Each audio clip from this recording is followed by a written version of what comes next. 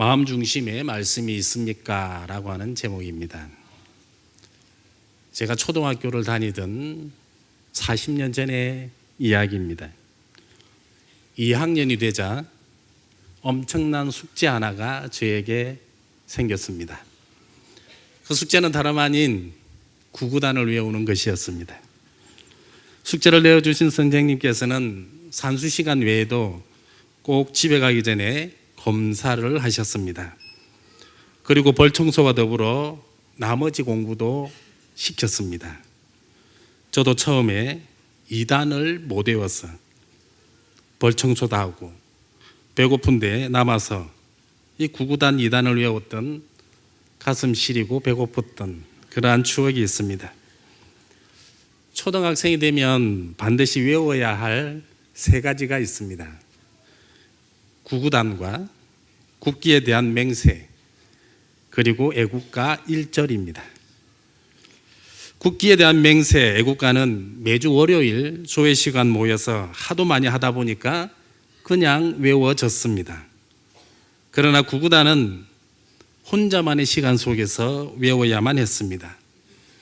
무엇인가 집중해야 되는 그것이 힘든 그러한 시기였기에 그래도 외우지 않으면 집에 갈 수가 없었기 때문에 눈물을 머금고 외울 수밖에 없었습니다. 중학교에 입학하자 이번에는 외우는 것이 조금 더 고상해졌습니다. 먼저는 영어 알파벳을 외워야 했습니다. 그리고 수학 공식을 외워야 했습니다. 영어 알파벳과 수학 공식을 외우지 않으면 문제를 풀 수가 없었습니다. 당시만 해도 왜 외워야 하는지, 그리고 원리가 무엇인지 그것은 전혀 중요하지가 않았고 무조건 외워야만 했습니다. 고등학교에 지나가자 이번에는 외워야 될 것이 더 많아졌습니다. 영어 단어와 수학 공식이 늘어났고 독일어 알파벳과 물리 공식을 외워야 했습니다. 그리고 하나 더, 이번에는 국사책도 외워야 했습니다. 사건이 일어난 해를 알아야 했고 그 해와 더불어 어떠한 사건이 구체적으로 매칭이 되어야 했기 때문에 이것을 알아야만 또 문제를 풀 수 있었기 때문에 무조건 외워야만 했습니다. 그렇게 고등학교를 졸업을 했습니다. 학교를 졸업하면 이제 더 이상 외울 것이 없을 줄 알았는데 이번에는 군대를 가니까 학교 못지않게 외울 것이 많았습니다. 국군의 인형과 사명을 외워야 했고 직속 상관이 누구인지도 외워야 했습니다. 제 태어나서 대통령 이름을 그렇게 불러보기는 그때가 처음이었습니다. 심지어 애국가도 외워야 되었는데 초등학교 시절에는 1절만 외웠다라고 한다면 군대를 가니까 무려 4절까지 외우라고 했습니다. 외운 이후로 세월이 많이 지나니까 자연스럽게 잊혀진 것도 있지만 그래도 그 혹독한 세월 속에서 외우다 보니까 오랜 세월을 두고 자연스럽게 외웠던 것들은 지금도 변함없이 제 머릿속에 그리고 그 입술에 남아있음을 잘 알고 있습니다. 외워야 한다라고 하는 것은 자세히 살펴보니까 이 신학의 영역이라고 해서 예외는 없었습니다. 예수 믿고 천당 가자고 해서 가벼운 마음으로 교회에 발을 들여놓고 신앙생활을 하기 시작했는데 그 시작부터가 예사롭지가 않았습니다. 신앙 고백을 외워야 했고 주기도문을 외워야 했습니다. 눈을 뜨고 기도해도 될 법한데 꼭 눈을 감으라고 그렇게 하고 눈을 감아야 하니 볼 수가 없어서 이번에는 외울 수밖에 없었습니다.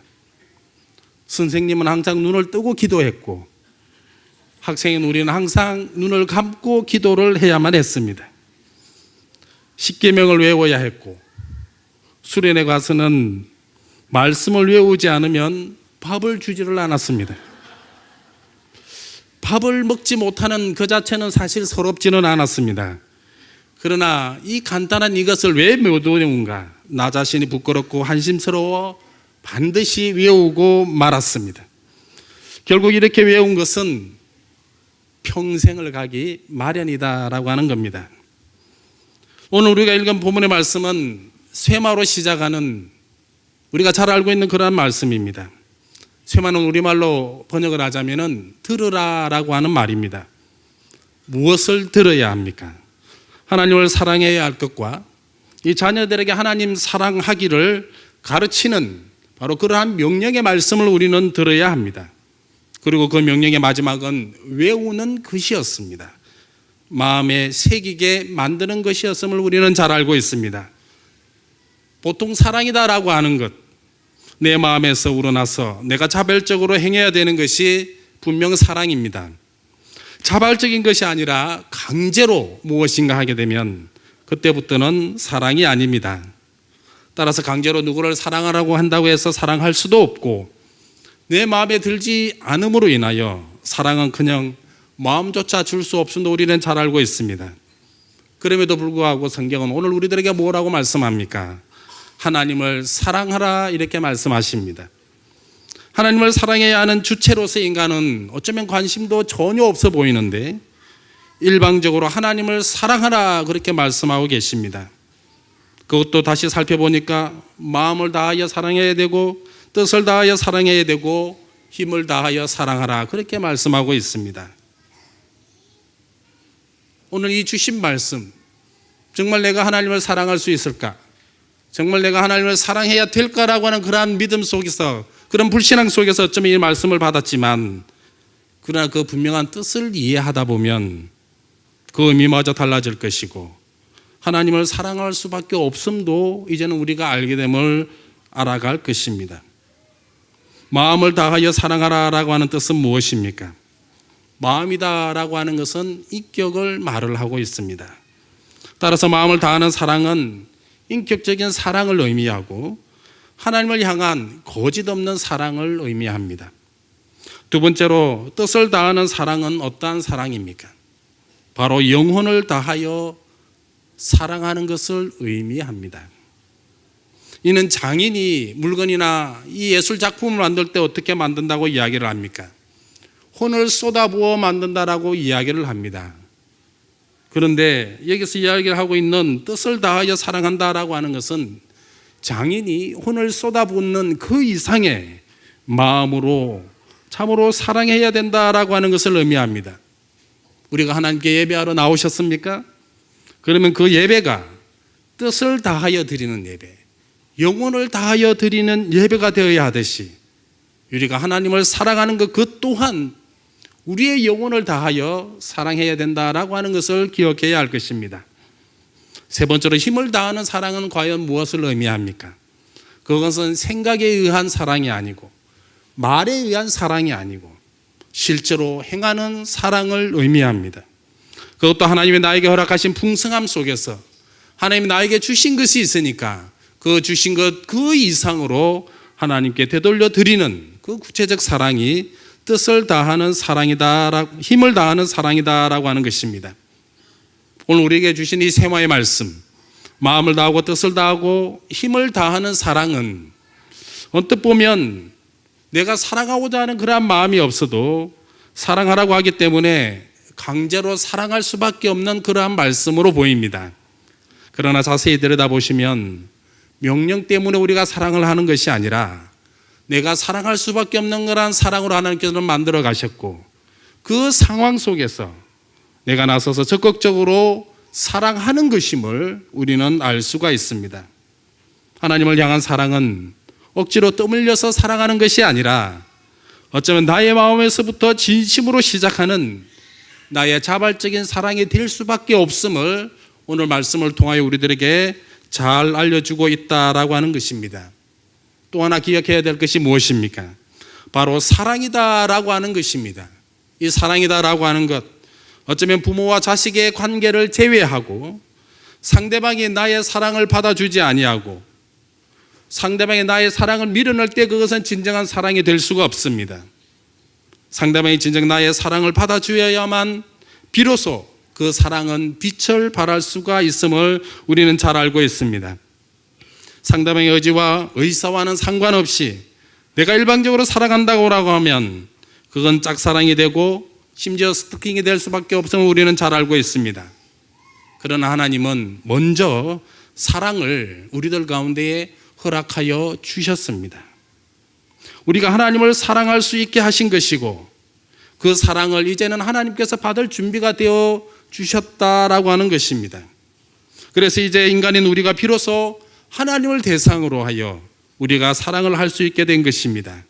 이 또한 하나님을 사랑하라라고 하는 그 쇠마의 말씀 속에 들어가 있음도 우리는 기억해야 할 것입니다. 추수감사절 오후 찬양 예배에 이렇게 많은 성도님들이 다 함께 성경 암송대회로 우리는 모였습니다. 어떤 성도님은 정말 말씀을 사모하고 또 자발적인 심정에서 기쁘게 말씀을 외우신 분도 계실 것이고 또 어떤 성도님들은 자신에게 주어진 그 맡겨진 분량 때문에 외우신 분도 분명 계실 것입니다. 우리 청년들 중에는 학업과 직장과 때로는 취업 준비로 인해 망설이다가 그래도 젊음을 무기로 암송한 친구도 있는 줄 압니다. 이유와 형편이야 어쨌든 중요한 것은 오늘 본문에서 하나님을 사랑하는 것 그리고 그의 명령의 말씀은 하나님의 말씀을 마음에 새기라라고 하는 것을 우리는 발견해야 할 것입니다. 마음에 새기는 것은 단순히 암기하고 있는 것을 의미하지는 않습니다. 마음에 새기는 것은 자신의 전인격 속에서 자리 잡고 있고 이 말씀을 통하여 자신의 삶 속에서 그리스도의 향기를 드러내는 삶, 그것도 언제나 그리고 어디서나 늘 드러내는 바로 그러한 삶을 의미한다라고 하는 것입니다. 하나님의 말씀은 어쩌면 성도된 우리들에게 있어서 청년된 우리들에게 있어서 각자의 삶 속에서 항상 살아있어야 하고 하나님의 말씀은 우리들의 삶 속에서 항상 실천되어야 하고 하나님의 말씀은 항상 우리들이 보여주어야 되고 그래서 우리들에게 살아있고 실천하고 보여주는 이러한 것들을 통하여 세상 사람들이 어쩌면 우리의 이러한 모습을 보고 우리가 그리스도인이다라고 하는 것을 알아보아야 할 것이고 우리를 통하여 하나님을 발견할 수 있는 그러한 삶이 우리들 가운데에 있어야 된다라고 하는 것입니다. 학창시절 어쩌면 무심코 외웠던 내용들이 지금껏 잊혀지지 않고 기억되는 것처럼 어쩌면 성경 암송을 통하여 외웠던 말씀들이 우리의 마음속에 자리 잡아서 평생을 하나님을 기억하고 살아가는 어쩌면 중요한 도구가 성경 암송이 될 것입니다. 이를 통해 본다라고 한다면은 우리가 하나님의 말씀을 마음에 충분히 새겨야 될 어쩌면 그 이유 또한 성경 암송에서도 우리는 발견한다라고 하는 것입니다. 사랑하는 성도 여러분, 사랑하는 청년 여러분, 우리들의 마음 중심에 과연 무엇이 자리 잡고 있습니까? 세상의 일들입니까? 하나님의 일들입니까? 세상에 흘러가는 여러 가지 소문과 말들이 우리들 마음 가운데 자리 잡고 있습니까? 아니면 하나님의 말씀입니까? 암송대회 이후로 이 암송한 믿음의 말씀을 중심으로 하나님의 그 풍성하고 풍부한 사랑의 말씀으로 가득 차는 저와 여러분들이 되시기를 주님의 이름으로 축원드립니다.